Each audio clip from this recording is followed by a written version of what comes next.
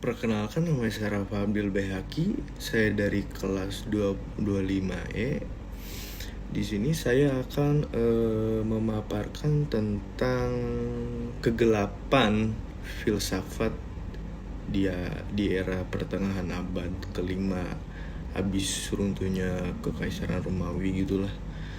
Dan juga saya akan sedikit membahas tentang kegagalan Thomas Aquinas dan sedikit kritik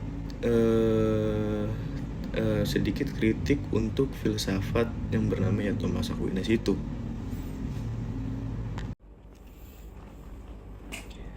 Era kegelapan filsafat Barat dimulai setelah jatuhnya Kekaisaran Romawi Barat pada abad kelima, ketika Eropa dilanda fragmentasi politik, kemunduran ekonomi, dan kemerosotan intelektual yang tajam.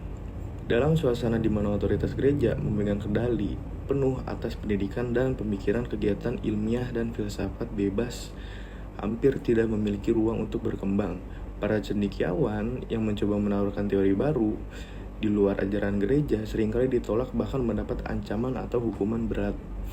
Biara menjadi satu-satunya lembaga yang melestarikan pengetahuan klasik, namun pendidikan tetap terbatas pada ranah agama dan doktrin gereja. Di tengah keterbatasan itu, Thomas Aquinas muncul sebagai tokoh yang ingin membangun jembatan antara nalar dan iman, sebuah usaha besar di masa dominasi dogma, yaitu pokok ajaran atau keyakinan yang harus diterima sebagai kebenaran mutlak dalam suatu agama, atau sistem keyakinan yang tidak boleh dibantah atau diragukan.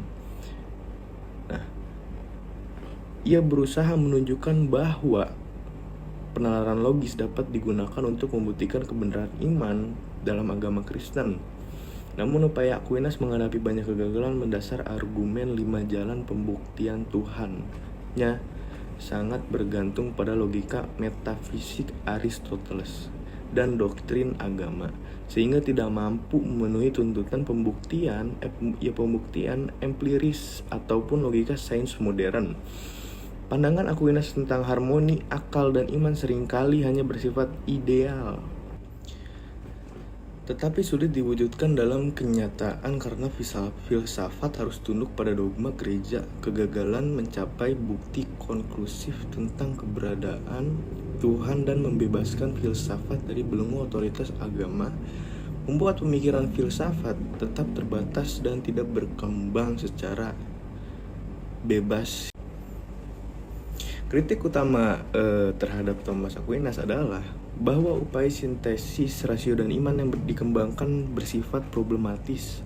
Meskipun ia berpendapat bahwa kebenaran, nalar, dan wahyu bisa berjalan berdampingan, tetapi secara filosofis masih menyisakan celah besar, terutama dalam membuktikan eksistensi Tuhan secara logis dan empiris. Kritik lain juga menyebutkan bahwa pendekatan Aquinas yang tetap membuat filsafat tunduk di bawah wahyu agama telah menghambat ruang kebebasan berpikir dan perkembangan kritis ilmu pengetahuan di Eropa sampai munculnya pencerahan. Pada akhirnya proyek besar Aquinas, meski amat berpengaruh diragukan oleh para pemikiran modern yang menghendaki filsafat lebih empiris, terbuka, dan otonom dari dogma-dogma keagamaan. Dan juga filsafat Aquinas itu terlalu memprioritaskan otoritas gereja, sehingga menempatkan wahyu dan tradisi di atas pengalaman maupun observasi empiris. Hal ini membuat pembaruan pemikiran dan dialog kritis sangat terbatas pada zamannya. Beberapa filsuf modern juga menyoroti kecenderungan Aquinas yang mengandalkan analogi untuk membahas konsep-konsep metafisika. Penggunaan analogi yang mendefinisikan Tuhan dan sifat-sifatnya ya dianggap lemah karena seringkali tidak konsisten dan dapat menimbulkan kebingungan makna dalam argumentasi filosofis. Selain itu, Aquinas kurang membahas secara mendalam aspek sosial, politik, ekonomi dalam filsafatnya.